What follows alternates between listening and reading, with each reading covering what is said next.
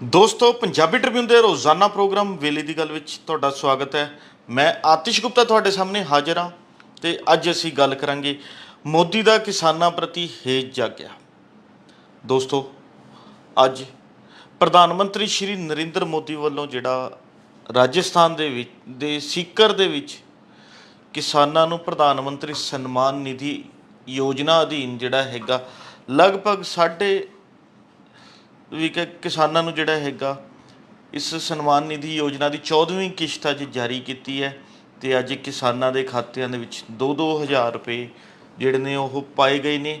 ਇਸ ਲਈ ਅੱਜ ਰਾਜਸਥਾਨ ਦੇ ਸੀਕਰ ਦੇ ਵਿੱਚ ਇੱਕ ਵੱਡਾ ਪ੍ਰੋਗਰਾਮ ਰੱਖਿਆ ਸੀ, ਜਿੱਥੇ ਪ੍ਰਧਾਨ ਮੰਤਰੀ ਨੇ ਪਹਿਲਾਂ ਇਹ ਕਿਸਾਨਾਂ ਦੇ ਖਾਤੇ 'ਚ 2-2 ਹਜ਼ਾਰ ਰੁਪਏ ਪਾਉਣ ਦੀ ਰਸਮ ਅਦਾ ਕੀਤੀ ਹੈ ਅਤੇ ਇਸ ਦੇ ਨਾਲ ਹੀ ਉੱਥੇ 5 ਮੈਡੀਕਲ ਕਾਲਜਾਂ ਦਾ ਨੀਂਹ ਪੱਥਰ ਰੱਖਿਆ ਹੈ। ਹੋਰ ਵੀ ਕਈ ਇਸ ਤਰ੍ਹਾਂ ਦੇ ਵਿਕਾਸ ਕਾਰਜਾਂ ਦਾ ਜਿਹੜਾ ਉੱਥੇ ਉਦਘਾਟਨ ਕੀਤਾ ਦੋਸਤੋ। ਪਰ ਇਸ ਦੇ ਨਾਲ ਹੀ ਜਦੋਂ ਅਸੀਂ ਦੇਖਦੇ ਹਾਂ ਤਾਂ ਉੱਥੇ ਪ੍ਰਧਾਨ ਮੰਤਰੀ ਨੇ ਜੋ ਸਪੀਚ ਦਿੱਤੀ ਹੈ, ਜੋ ਕਿਹਾ ਜਾਂ ਜਿਹੜਾ ਅੱਜ ਦਾ ਪ੍ਰੋਗਰਾਮ ਸੀ ਉਹ ਰਾਜਸਥਾਨ ਦੇ ਵਿੱਚ ਹੀ ਰੱਖਣ ਦੇ ਪਿੱਛੇ ਕੀ ਕਾਰਨ ਹੋ ਸਕਦੇ ਨੇ, ਉਸ ਦੇ ਪਿੱਛੇ ਕੀ ਲੁਕਵੀਂ ਰਣਨੀਤੀ ਹੋ ਸਕਦੀ ਹੈ, ਉਹਨਾਂ ਸਾਰੀਆਂ ਚੀਜ਼ਾਂ ਨਜ਼ਰ ਮਾਰਦੇ ਹਾਂ ਤਾਂ ਬਹੁਤ ਕੁਝ ਨਿਕਲ ਕੇ ਸਾਹਮਣੇ ਆਉਂਦਾ।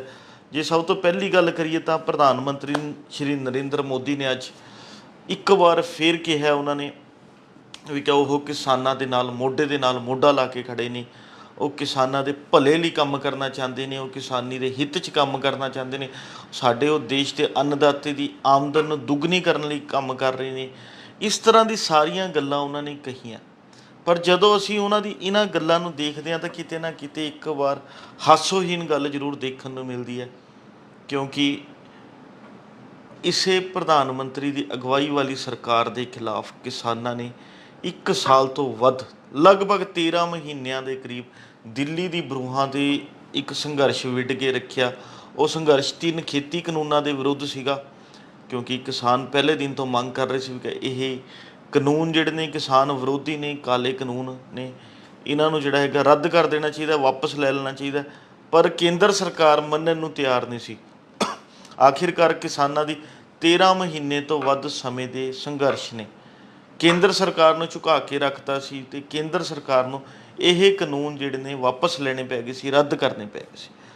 ਪਰ ਉਸ ਤੋਂ ਬਾਅਦ ਵੀ ਜਿਹੜਾ ਉਸ ਸਮੇਂ ਇਹ ਕਾਨੂੰਨ ਵਾਪਸੀ ਸਮੇਂ ਕੁਝ ਲਿਖਤੀ ਸਮਝੌਤੇ ਕਿਸਾਨਾਂ ਨਾਲ ਹੋਏ ਸੀ, ਚਾਹੇ ਉਹ ਫਸਲਾਂ ਦੀ MSP 'ਤੇ ਖਰੀਦ ਦੀ ਕਾਨੂੰਨਨ ਗਰੰਟੀ ਦੀ ਗੱਲ ਹੋਵੇ, ਕਿਸਾਨਾਂ ਦੀ ਹੋਰ ਫਸਲਾਂ ਨੂੰ ਲੈ ਕੇ ਕਈ ਤਰ੍ਹਾਂ ਦੇ ਹੋਰ ਇਸ ਤਰ੍ਹਾਂ ਦੇ ਫੈਸਲੇ ਉਸ ਸਮੇਂ ਲਏ ਗਏ ਸੀ ਅਤੇ ਅੱਜ ਤੱਕ ਉਹ ਫੈਸਲੇ ਜਿਉਂ ਦੇ ਤਿਉਂ ਖੜ੍ਹੇ ਨੇ। ਉਹ ਕੰਮ ਕੋਈ ਸਿਰੇ ਨਹੀਂ ਚੜ੍ਹ ਸਕਿਆ, ਕੋਈ ਜ਼ਮੀਨੀ ਪੱਧਰ 'ਤੇ ਮੁਕੰਮਲ ਨਹੀਂ ਹੋ ਸਕਿਆ। ਤਾਂ ਅੱਜ ਪ੍ਰਧਾਨ ਮੰਤਰੀ ਕਿਸ ਮੂੰਹ ਨਾਲ ਇਹੀ ਗੱਲ ਕਹਿ ਰਹੇ ਨੇ ਵੀ ਕਿ ਉਹ ਕਿਸਾਨਾਂ ਦੇ ਨਾਲ ਮੋਢੇ ਦੇ ਨਾਲ ਮੋਢਾ ਲਾ ਕੇ ਖੜ੍ਹੇ ਨੇ? ਇਹ ਬੜੀ ਸੋਚਣ ਦੀ ਗੱਲ ਹੈ। ਜਦੋਂ ਅਸੀਂ ਦੂਜੇ ਪਾਸੇ ਗੱਲ ਦੇਖਦੇ ਹਾਂ ਵੀ ਕਿ ਅੱਜ ਦੇ ਪ੍ਰੋਗਰਾਮ ਨੂੰ, ਵੀ ਕਿ ਅੱਜ ਦਾ ਪ੍ਰੋਗਰਾਮ ਰਾਜਸਥਾਨ ਦੇ ਸੀਕਰ ਦੇ ਵਿੱਚ ਕੀਤਾ ਗਿਆ, ਤਾਂ ਇਸ ਤੋਂ ਕਿਤੇ ਨਾ ਕਿਤੇ ਜਿਹੜਾ ਹੈਗਾ ਸਿਆਸੀ ਬੂ ਜਿਹੜੇ ਹੈਗੇ ਦਿਖਾਈ ਦਿੰਦੀ ਹੈ, ਕਿਉਂਕਿ ਅਗਲੇ ਸਾਲ ਲੋਕ ਸਭਾ ਦੀਆਂ ਚੋਣਾਂ ਨੇ ਅਤੇ ਭਾਜਪਾ ਵੱਲੋਂ ਤਾਂ ਵੈਸੇ ਪਿਛਲੇ ਲੰਬੇ ਸਮੇਂ ਤੋਂ ਹੀ ਸਾਲ 2024 ਦੀਆਂ ਚੋਣਾਂ ਨੂੰ ਲੈ ਕੇ ਤਿਆਰੀਆਂ ਸ਼ੁਰੂ ਕਰ ਦਿੱਤੀਆਂ ਨੇ, ਤਿਆਰੀਆਂ ਵਿੱਢ ਦਿੱਤੀਆਂ ਨੇ। ਪਰ ਅੱਜ ਜਿਹੜਾ ਰਾਜਸਥਾਨ ਦੇ ਵਿੱਚ ਪ੍ਰੋਗਰਾਮ ਰੱਖਿਆ ਗਿਆ, ਰਾਜਸਥਾਨ ਸਰਕਾਰ ਨੂੰ ਭੰਡਿਆ ਗਿਆ, ਤਾਂ ਇਸ ਤੋਂ ਇੱਕ ਚੀਜ਼ ਸਪਸ਼ਟ ਸੀ ਵੀ ਕਿ ਭਾਜਪਾ ਜਿੱਥੇ 2024 ਦੀਆਂ ਚੋਣਾਂ ਨੂੰ ਮੁੱਖ ਰੱਖਦਿਆਂ ਜਿਹੜਾ ਹੈਗਾ ਇਹ ਸਭ ਕੁਝ ਕਰ ਰਹੀ ਸੀ, ਤਾਂ ਉਸ ਦੇ ਨਾਲ ਹੀ ਦੂਜੇ ਪਾਸੇ ਜੇ ਦੇਖਦੇ ਹਾਂ ਤਾਂ ਰਾਜਸਥਾਨ ਦੀਆਂ ਵਿਧਾਨ ਸਭਾ ਚੋਣਾਂ ਵੀ ਇਸੇ ਸਾਲ ਦਸੰਬਰ ਮਹੀਨੇ 'ਚ ਹੋਣ ਜਾ ਰਹੀਆਂ ਨੇ। ਤਾਂ ਕਿਤੇ ਨਾ ਕਿਤੇ ਭਾਜਪਾ ਵੱਲੋਂ ਰਾਜਸਥਾਨ ਦੇ ਵਿੱਚ ਆਪਣੇ ਪੈਰ ਜਮਾਉਣ ਨੂੰ ਲੈ ਕੇ ਵੀ ਜਿਹੜਾ ਹੈਗਾ ਇਹ ਰਣਨੀਤੀ ਉੱਥੇ ਉਲੀਕੀ ਗਈ ਹੈ, ਤਾਂ ਜੋ ਉੱਥੇ ਜਿਹੜਾ ਹੈਗਾ ਲੋਕਾਂ ਨੂੰ ਨਾਲ ਲਗਾਇਆ ਜਾ ਸਕੇ, ਉੱਥੇ ਵੋਟਾਂ ਬਟੋਰੀਆਂ ਜਾ ਸਕਣ। ਪਰ ਦੋਸਤੋ ਉੱਥੇ ਅੱਜ ਕੀ ਕਹਿੰਦੇ ਪ੍ਰਧਾਨ ਮੰਤਰੀ ਨਰਿੰਦਰ ਮੋਦੀ ਨੇ ਜਿਹੜਾ ਹੈਗਾ ਰਾਜਸਥਾਨ ਨੂੰ ਘੇਰਦਿਆਂ ਉੱਥੇ ਝੂਠ ਦੀ ਸਰਕਾਰ ਦੱਸਿਆ, ਵੀ ਕਿ ਭ੍ਰਿਸ਼ਟਾਚਾਰੀ ਸਰਕਾਰ ਦੱਸਿਆ, ਉੱਥੇ ਔਰਤਾਂ ਦੀ ਸੁਰੱਖਿਆ ਦਾ ਮੁੱਦਾ ਚੁੱਕਿਆ। ਇਹੋ ਜਿਹੇ ਸਾਰੇ ਮੁੱਦਿਆਂ ਨੂੰ ਚੁੱਕਦੇ ਹੋਏ ਜਿਹੜਾ ਹੈਗਾ ਪ੍ਰਧਾਨ ਮੰਤਰੀ ਨੇ ਜਿਹੜਾ ਰਾਜਸਥਾਨ ਸਰਕਾਰ ਨੂੰ ਘੇਰਿਆ। ਪਰ ਇਸ ਦੇ ਨਾਲ ਹੀ ਪ੍ਰਧਾਨ ਮੰਤਰੀ ਵੱਲੋਂ ਉੱਥੇ ਦੇਸ਼ ਦੇ ਲੋਕਾਂ ਨੂੰ, ਦੇਸ਼ ਦੇ ਕਿਸਾਨਾਂ ਨੂੰ ਸੰਬੋਧਨ ਕਰਦਿਆਂ ਵੀ ਜਿਹੜਾ ਹੈਗਾ ਬਹੁਤ ਕੁਝ ਕਿਹਾ। ਤਾਂ ਉਹ ਨਜ਼ਰ ਮਾਰੀ ਤਾਂ ਨਿਕਲ ਕੇ ਆਇਆ ਵੀ ਕਿ ਪ੍ਰਧਾਨ ਮੰਤਰੀ ਸਭ ਨੂੰ ਕਹਿ ਰਹੇ ਸੀ ਵੀ ਕਿ ਸਾਨੂੰ ਜਿਹੜਾ ਹੈਗਾ ਇੱਕ ਵਾਰ ਹੋਰ ਮੌਕਾ ਦਿੱਤਾ ਜਾਵੇ ਦੇਸ਼ ਦੇ ਵਿੱਚ। ਜੇਕਰ ਭਾਜਪਾ ਦੀ ਸਰਕਾਰ ਸਾਲ 2024 'ਚ ਮੁੜ ਬਣਦੀ ਹੈ ਤਾਂ ਭਾਰਤ ਜਿਹੜਾ ਹੈਗਾ ਦੁਨੀਆ ਵਿੱਚ ਤੀਜੀ ਸਭ ਤੋਂ ਮਜ਼ਬੂਤ ਆਰਥਿਕ ਦੇਸ਼ ਜਿਹੜਾ ਹੈਗਾ, ਆਰਥਿਕਤਾ ਪੱਖੋਂ ਤੀਜਾ ਸਭ ਤੋਂ ਮਜ਼ਬੂਤ ਦੇਸ਼ ਬਣ ਜਾਏਗਾ। ਇਹੋ ਜਿਹੇ ਉਹਨਾਂ ਨੇ ਦਾਅਵੇ ਕੀਤੇ, ਪ੍ਰਗਟਾਵੇ ਕੀਤੇ। ਪਰ ਦੋਸਤੋ, ਉਹਨਾਂ ਦੇ ਇਹਨਾਂ ਗੱਲਾਂ 'ਚ ਵੀ ਕਈ ਤਰ੍ਹਾਂ ਦੇ ਜਿਹੜਾ ਹੈਗਾ ਚੀਜ਼ਾਂ ਨਿਕਲ ਕੇ ਸਾਹਮਣੇ ਆਈਆਂ। ਕਿਉਂਕਿ ਇੱਕ ਪਾਸੇ ਤਾਂ ਕੇਂਦਰ ਸਰਕਾਰ ਵੱਲੋਂ ਰੋਜ਼ਾਨਾ ਵਾਂਗ ਜਿਹੜਾ ਹੈਗਾ ਦਾਅਵੇ ਕੀਤੇ ਜਾਂਦੇ ਨੇ ਵੀ ਕਿ ਅਸੀਂ, ਸਾਡੇ ਦੇਸ਼ ਦੀ ਆਰਥਿਕਤਾ ਬਹੁਤ ਮਜ਼ਬੂਤ ਹੁੰਦੀ ਜਾ ਰਹੀ ਹੈ, ਅਸੀਂ ਜਿਹੜਾ ਹੈਗਾ ਦਿਨ ਦੁੱਗਣੀ ਰਾਤ ਚੌਗੁਣੀ ਤਰੱਕੀ ਕਰ ਰਹੇ ਹਾਂ, ਹਰ ਖੇਤਰ ਦੇ ਵਿੱਚ ਭਾਰਤ ਦੇਸ਼ ਬਹੁਤ ਤੇਜ਼ੀ ਨਾਲ ਅੱਗੇ ਵੱਧ ਰਿਹਾ। ਚਲੋ, ਇਹ ਉਹਨਾਂ ਦੀ ਸ਼ਲਾਘਾ ਕਰਨੀ ਬਣਦੀ ਹੈ ਵੀ ਕਿ ਉਹ ਇਹੋ ਜਿਹੀਆਂ ਗੱਲਾਂ ਕਰ ਰਹੇ ਨੇ, ਦਾਅਵੇ ਕਰ ਰਹੇ ਨੇ। ਪਰ ਜਦੋਂ ਅਸੀਂ ਹਕੀਕਤ ਦੇਖਦੇ ਹਾਂ ਤਾਂ ਹਕੀਕਤ ਬਹੁਤ ਹੀ ਇਸ ਦੇ ਉਲਟ ਦਿਖਾਈ ਦਿੰਦੀ ਹੈ। ਇਹੋ ਜਿਹਾ ਕੁਝ ਵੀ ਜ਼ਮੀਨੀ ਪੱਧਰ 'ਤੇ ਹੁੰਦਾ ਦਿਖਾਈ ਨਹੀਂ ਦਿੰਦਾ। ਕਿਉਂਕਿ ਜਦੋਂ ਦੇਖੀਏ ਤਾਂ ਵੀ ਕਿ ਇੱਕ ਪਾਸੇ ਤਾਂ ਅਸੀਂ ਦਾਅਵਾ ਕਰ ਰਹੇ ਹਾਂ ਵੀ ਕਿ ਭਾਰਤ ਦੇਸ਼ ਆਰਥਿਕ ਪੱਖੋਂ ਜਿਹੜਾ ਹੈਗਾ ਹੋਰ ਮਜ਼ਬੂਤ ਹੁੰਦਾ ਜਾ ਰਿਹਾ। ਪਰ ਦੂਜੇ ਪਾਸੇ ਜਦੋਂ ਅਸੀਂ ਦੇਖਦੇ ਹਾਂ ਤਾਂ ਜਿਵੇਂ ਕਿ ਅੱਜ ਜਿਹੜੇ ਪ੍ਰੋਗਰਾਮ 'ਚ ਪ੍ਰਧਾਨ ਮੰਤਰੀ ਸੀਗੇ ਵੀ ਕਿ ਕੇਂਦਰ ਸਰਕਾਰ ਵੱਲੋਂ ਕਿਸਾਨਾਂ ਨੂੰ 500 ਰੁਪਏ ਪ੍ਰਤੀ ਮਹੀਨਾ ਪ੍ਰਧਾਨ ਮੰਤਰੀ ਕਿਸਾਨ ਸਨਮਾਨ ਨਿਧੀ ਦੇਣੀ ਪੈ ਰਹੀ ਹੋਵੇ, ਤਾਂ ਇੱਥੋਂ ਪਤਾ ਲੱਗਦਾ ਵੀ ਕਿ ਅਸੀਂ ਕਿੰਨੇ ਕੁ ਆਰਥਿਕ ਪੱਖੋਂ ਮਜ਼ਬੂਤ ਹਾਂ। ਕਿਉਂਕਿ ਸਾਡੇ ਦੇਸ਼ ਦਾ ਅੰਨਦਾਤਾ, ਜਿਸ ਦੇ ਦੇਸ਼ 'ਤੇ ਸਾਡੀ ਆਰਥਿਕਤਾ ਟਿਕੀ ਹੋਈ ਹੈ, ਸਭ ਤੋਂ ਆਰਥਿਕਤਾ ਨੂੰ ਹੁਲਾਰਾ ਦੇਣ ਵਾਲੀ ਖੇਤੀਬਾੜੀ ਸਭ ਤੋਂ ਜਿਹੜਾ ਹੈਗਾ ਵਧੀਆ ਸਾਧਨ ਹੈ। ਉਸ ਖੇਤੀਬਾੜੀ ਖੇਤਰ ਨੂੰ ਅਸੀਂ ਲਾਹੇਵੰਦ ਰੱਖਣ ਲਈ, ਮਜ਼ਬੂਤ ਰੱਖਣ ਲਈ ਅਸੀਂ ਦੇਸ਼ ਦੇ ਵਿੱਚ ਕਿਸਾਨਾਂ ਨੂੰ 500 ਰੁਪਏ ਪ੍ਰਤੀ ਮਹੀਨਾ ਜਦੋਂ ਅਸੀਂ ਸਨਮਾਨ ਨਿਧੀ ਵਜੋਂ ਦੇ ਰਹੇ ਹੋਈਏ, ਇਹ ਤਾਂ ਸਨਮਾਨ ਨਿਧੀ ਬਹਾਨਾ ਇੱਕ ਕਹਿ ਲਓ ਰੱਖਿਆ ਹੋਇਆ, ਨਾਮ ਦੇ ਦਿੱਤਾ। ਪਰ ਜਦੋਂ ਅਸੀਂ 500 ਰੁਪਏ ਕਿਸਾਨਾਂ ਨੂੰ ਦੇ ਰਹੇ ਹੋਈਏ, ਉਹ ਵੀ ਦੇਸ਼ ਦੇ ਲਗਭਗ 8.5 ਕਰੋੜ ਕਿਸਾਨਾਂ ਨੂੰ, ਤਾਂ ਇਹ ਬਹੁਤ ਹੀ ਸੋਚਣ ਵਾਲੀ ਅਤੇ ਵਿਚਾਰਨ ਵਾਲੀ ਗੱਲ ਹੈ। ਦੂਜੇ ਪਾਸੇ ਜਦੋਂ ਅਸੀਂ ਦੇਖਦੇ ਹਾਂ ਵੀ ਕਿ ਸਾਡੀ ਸਰਕਾਰ ਵੱਲੋਂ ਦੇਸ਼ ਦੇ 80 ਕਰੋੜ ਲੋਕਾਂ ਨੂੰ ਮੁਫਤ ਅਨਾਜ ਦਿੱਤਾ ਜਾ ਰਿਹਾ ਹੋਵੇ, 80 ਕਰੋੜ ਦਾ ਮਤਲਬ ਹੈ ਸਾਡੇ ਦੇਸ਼ ਦੀ 50% ਤੋਂ ਵੱਧ ਆਬਾਦੀ ਨੂੰ ਮੁਫਤ ਅਨਾਜ ਦੀ ਅੱਜ ਵੀ ਲੋੜ ਪੈ ਰਹੀ ਹੈ। ਤਾਂ ਫਿਰ ਪਤਾ ਲੱਗਦਾ ਅਸੀਂ ਕਿੰਨੇ ਕੁ ਆਰਥਿਕ ਪੱਖੋਂ, ਸਮਾਜਿਕ ਪੱਖੋਂ ਮਜ਼ਬੂਤ ਹੋ ਰਹੇ ਹਾਂ। ਕਿਉਂਕਿ ਜਿਹੜੇ ਦੇਸ਼ ਦੇ ਵਿੱਚ ਲੋਕਾਂ ਨੂੰ ਭਰਪੇਟ ਭੋਜਨ ਨਾ ਮਿਲ ਰਿਹਾ ਹੋਵੇ, ਲੋਕਾਂ ਨੂੰ ਜਿਹੜਾ ਹੈਗਾ ਲੋਕਾਂ ਲਈ ਸਰਕਾਰ ਨੂੰ ਜਿਹੜਾ ਹੈਗਾ ਮੁਫਤ ਅਨਾਜ ਦੇਣਾ ਪੈ ਰਿਹਾ ਹੋਵੇ, ਤਾਂ ਇਹਨਾਂ ਸਾਰੀਆਂ ਚੀਜ਼ਾਂ 'ਚ ਕਿਤੇ ਨਾ ਕਿਤੇ ਕਈ ਤਰ੍ਹਾਂ ਦੇ ਸਵਾਲ ਜਿਹੜੇ ਨਿਕਲ ਕੇ ਆਉਂਦੇ ਨੇ ਵੀ ਕਿ ਕੀ ਸਾਡੇ ਦੇਸ਼ ਦੀ ਇਹੀ ਆਰਥਿਕਤਾ ਹੈ, ਇਹੀ ਅਸੀਂ ਆਰਥਿਕ ਪੱਖੋਂ ਮਜ਼ਬੂਤ ਹੋ ਰਹੇ ਹਾਂ, ਜਾਂ ਇਹੀ ਜਿਹੜੀ ਸਰਕਾਰਾਂ ਦਾਅਵੇ ਕਰ ਰਹੀਆਂ ਨੇ ਕਿ ਉਸ ਦਾਅਵੇ ਸਾਰੇ ਸੱਚ ਨੇ। ਤਾਂ ਇਹ ਕਈ ਤਰ੍ਹਾਂ ਦੇ ਸਵਾਲ ਜਿਹੜੇ ਨੇ ਖੜ੍ਹੇ ਕਰਦੀਆਂ ਨੇ। ਪਰ ਉੱਥੇ ਹੀ ਅੱਜ ਪ੍ਰਧਾਨ ਮੰਤਰੀ ਨੇ ਜਿਹੜਾ ਭਾਜਪਾ ਦੇ ਵਿਰੁੱਧ ਇੱਕ ਅਲਾਇੰਸ ਬਣਿਆ ਇੰਡੀਆ, ਉਸ ਨੂੰ ਵੀ ਜਿਹੜਾ ਹੈਗਾ ਭੰਡਣ ਦੀ ਪੂਰੀ ਕੋਸ਼ਿਸ਼ ਕੀਤੀ ਹੈ। ਕਿਉਂਕਿ ਇੰਡੀਆ ਨੂੰ ਲੈ ਕੇ ਭਾਜਪਾਈਆਂ ਵੱਲੋਂ ਪਿਛਲੇ ਲੰਬੇ ਸਮੇਂ ਤੋਂ ਜਿਹੜਾ ਹੈਗਾ ਵਿਰੋਧੀ ਟਿੱਪਣੀਆਂ ਕਰਨੀਆਂ ਸ਼ੁਰੂ ਤਾਂ ਕਰ ਦਿੱਤੀਆਂ ਨੇ। ਪਰ ਅੱਜ ਪ੍ਰਧਾਨ ਮੰਤਰੀ ਨੇ ਵੀ ਇੰਡੀਆ ਨੂੰ ਲੈ ਕੇ ਜਿਹੜਾ ਹੈਗਾ ਕਮੈਂਟ ਕੀਤਾ, ਬੋਲੇ ਨੇ ਵੀ ਕਿ ਇੰਡੀਆ ਜਿਹੜਾ ਹੈਗਾ ਇੱਕ ਤਰ੍ਹਾਂ ਦੀ ਭ੍ਰਿਸ਼ਟਾਚਾਰ ਦੀ ਦੁਕਾਨ ਹੈ। ਵੀ ਕਿ ਜਿਵੇਂ ਉਹਨਾਂ ਨੇ ਉਦਾਹਰਨ ਵਜੋਂ ਕਿਹਾ ਵੀ ਕਿ ਪਹਿਲੇ ਸਮੇਂ 'ਚ ਕੁਝ ਕੰਪਨੀਆਂ ਜਿਹੜੀਆਂ ਭ੍ਰਿਸ਼ਟਾਚਾਰੀ ਹੈ, ਵੀ ਕਿ ਧੋਖਾਧੜੀ ਵਾਲੀ ਹੁੰਦੀਆਂ ਸੀ, ਤਾਂ ਉਹ ਕੁਝ ਸਮੇਂ ਬਾਅਦ ਆਪਣਾ ਨਾਮ ਬਦਲ ਲੈਂਦੀਆਂ ਸੀ। ਤਾਂ ਉਹਨਾਂ ਨੇ ਕਿਹਾ ਵੀ ਕਿ ਇਹ ਅਲਾਇੰਸ ਵੀ ਇੱਕ ਤਰ੍ਹਾਂ ਦਾ ਉਹੀ ਕੰਪਨੀਆਂ ਵਾਂਗ ਹੈ ਜਿਸ ਨੇ ਆਪਣਾ ਨਾਮ UPA ਤੋਂ ਬਦਲ ਕੇ ਇੰਡੀਆ ਰੱਖ ਲਿਆ। ਇਸ ਦੇ ਨਾਲ ਹੀ ਉਹਨਾਂ ਨੇ ਇਸ ਅਲਾਇੰਸ ਦੀ ਜਿਹੜੀ ਤੁਲਨਾ ਹੈ ਉਹ ਈਸਟ ਇੰਡੀਆ ਕੰਪਨੀਆਂ ਨਾਲ ਵੀ ਕੀਤੀ ਹੈ। ਅਤੇ ਇਹੋ ਜਿਹਾ ਸਭ ਕੁਝ ਕਹਿੰਦੇ ਹੋਏ ਉਹਨਾਂ ਨੇ ਕਿਹਾ ਵੀ ਕਿ ਦੇਸ਼ ਦੇ ਵਿੱਚੋਂ ਭ੍ਰਿਸ਼ਟਾਚਾਰ ਨੂੰ ਦੂਰ ਭਜਾਉਣ ਦੀ ਲੋੜ ਹੈ। ਇਹੋ ਜਿਹੀਆਂ ਗੱਲਾਂ ਉਹਨਾਂ ਨੇ ਕੀਤੀਆਂ।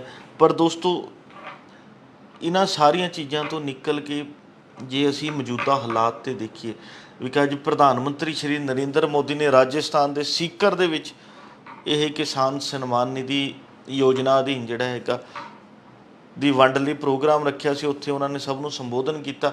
ਪਰ ਜਦੋਂ ਅਸੀਂ ਇਸ ਦੇ ਨਾਲ ਹੀ ਮੌਜੂਦਾ ਹਾਲਾਤ ਦੇਖੀਏ ਦੇਸ਼ ਦੇ, ਤਾਂ ਅੱਜ ਦੇਸ਼ ਦੇ ਵਿੱਚ ਮਣੀਪੁਰ ਦੇ ਵਿੱਚ ਇੱਕ ਹਿੰਸਾ ਦਾ ਮਾਹੌਲ ਬਣਿਆ ਹੋਇਆ। ਇਹ ਕੋਈ ਅੱਜ ਦਾ ਨਹੀਂ, ਪਿਛਲੇ 2.5-3 ਮਹੀਨਿਆਂ ਤੋਂ ਉੱਥੇ ਹਿੰਸਾ ਚੱਲ ਰਹੀ ਹੈ। ਉੱਥੇ ਔਰਤਾਂ ਨਾਲ ਬਦਸਲੂਕੀ ਹੋ ਰਹੀ ਹੈ, ਇਹੋ ਜਿਹੀਆਂ ਘਟਨਾਵਾਂ ਵਾਪਰ ਰਹੀਆਂ ਨੇ। ਪਰ ਪ੍ਰਧਾਨ ਮੰਤਰੀ ਉਹਨਾਂ ਨੂੰ ਲੈ ਕੇ ਕੁਝ ਬੋਲਣ ਲਈ ਤਿਆਰ ਨਹੀਂ ਹੈ। ਮਣੀਪੁਰ ਹਿੰਸਾ ਬਾਰੇ ਕੁਝ ਬੋਲਣ ਨੂੰ ਤਿਆਰ ਨਹੀਂ ਹੈ। ਸਾਡੇ ਦੇਸ਼ ਦੇ ਵਿੱਚ ਵੱਡੀ ਗਿਣਤੀ ਸੂਬਿਆਂ ਦੇ ਵਿੱਚ ਹੜ੍ਹ ਆ ਚੁੱਕੇ ਨੇ, ਚਾਹੇ ਉਹ ਪੰਜਾਬ ਦੀ ਗੱਲ ਕਰ ਲਈਏ, ਹਰਿਆਣੇ ਦੀ ਕਰ ਲਈਏ, ਰਾਜਸਥਾਨ ਦੀ ਕਰ ਲਈ, ਹਿਮਾਚਲ ਪ੍ਰਦੇਸ਼ ਦੀ ਕਰ ਲਈ, ਉੱਤਰਾਖੰਡ ਦੀ ਕਰ ਲਓ, ਗੁਜਰਾਤ ਦੀ ਕਰ ਲਓ, ਮਹਾਰਾਸ਼ਟਰ ਦੀ ਕਰ ਲਓ। ਵੀ ਕਿ ਵੱਡੀ ਗਿਣਤੀ 'ਚ ਸੂਬਿਆਂ ਦੇ ਵਿੱਚ ਹੜ੍ਹਾਂ ਆਏ ਹੋਏ ਨੇ, ਹੜ੍ਹਾਂ ਕਰਕੇ ਪ੍ਰਭਾਵਿਤ ਹੋ ਰਹੇ ਨੇ, ਪਰ ਕੇਂਦਰ ਸਰਕਾਰ ਇੱਕਾ ਦੁੱਕਾ ਲਈ ਤਾਂ ਬੋਲ ਰਹੀ ਹੈ, ਉਹਨਾਂ ਨੇ ਕੁਝ ਪੈਸੇ ਵੀ ਜਾਰੀ ਕੀਤੇ ਨੇ, ਪਰ ਜਦੋਂ ਗੱਲ ਸਾਰਿਆਂ ਦੀ ਆਉਂਦੀ ਹੈ ਤਾਂ ਕੋਈ ਸਾਂਝੇ ਤੌਰ 'ਤੇ ਕੋਈ ਇਹੋ ਜਿਹਾ ਫੈਸਲਾ ਨਹੀਂ ਲਿਆ ਗਿਆ ਤਾਂ ਜੋ ਸਭ ਦੀ ਮਦਦ ਹੋ ਸਕੇ। ਇੰਨਾ ਹੀ ਨਹੀਂ ਵੀ ਕਿ ਅੱਜ ਪੰਜਾਬ ਦੇ ਵਿੱਚ ਪੰਜਾਬ ਭਾਜਪਾ ਵੱਲੋਂ ਤਾਂ ਰਾਜਪਾਲ ਨੂੰ ਮਿਲ ਕੇ ਮੰਗ ਵੀ ਕੀਤੀ ਗਈ ਹੈ ਵੀ ਕਿ ਹੜ੍ਹਾਂ ਨੂੰ ਲੈ ਕੇ ਜਿਹੜੇ ਪੁਖਤਾ ਪ੍ਰਬੰਧ ਨਹੀਂ ਹੋ ਰਹੇ ਉਹ ਹੋਣੇ ਚਾਹੀਦੇ ਨੇ।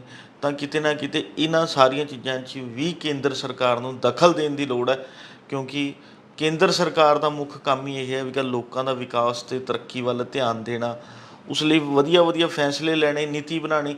ਤਾਂ ਇਹਨਾਂ ਸਾਰੀਆਂ ਚੀਜ਼ਾਂ ਦੇ ਵਿਚਕਾਰ ਜਿਹੜਾ ਹੈਗਾ ਉਹਨਾਂ ਦੀ ਚੁੱਪੀ ਕਈ ਤਰ੍ਹਾਂ ਦੇ ਸਵਾਲ ਖੜੇ ਕਰਦੀ ਹੈ, ਚਾਹੇ ਉਹ ਪ੍ਰਧਾਨ ਮੰਤਰੀ ਨੂੰ ਕਹਿ ਲਓ, ਚਾਹੇ ਕੇਂਦਰੀ ਗ੍ਰਹਿ ਮੰਤਰੀ ਨੂੰ ਕਹਿ ਲਓ, ਦੋਵੇਂ ਹੀ ਬੋਲਣ ਨੂੰ ਤਿਆਰ ਨਹੀਂ। ਚਾਹੇ ਮਨੀਪੁਰ ਹਿੰਸਾ ਦੀ ਗੱਲ ਹੋਵੇ, ਹੜ੍ਹਾਂ ਨੂੰ ਲੈ ਕੇ ਵੀ ਕੋਈ ਬਹੁਤਾ ਸਰਕਾਰ ਕਰਦੀ ਕੁਝ ਦਿਖਾਈ ਨਹੀਂ ਦੇ ਰਹੀ।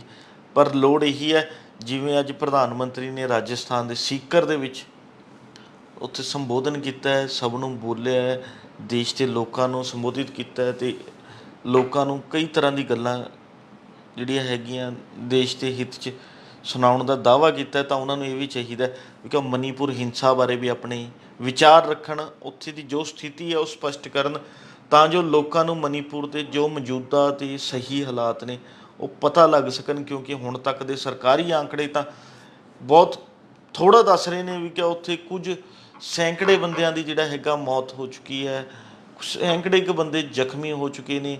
ਜਦੋਂ ਗੱਲ ਜ਼ਰੂਰ ਬੇਘਰਾਂ ਦੀ ਕਰਦੇ ਹਾਂ ਤਾਂ ਬੇਘਰ ਲੋਕ ਲਗਭਗ 50 ਤੋਂ 60 ਹਜ਼ਾਰ ਹੋ ਗਏ, ਇਹੋ ਜਿਹੇ ਸਰਕਾਰੀ ਆંકੜੇ ਆ ਰਹੇ ਨੇ।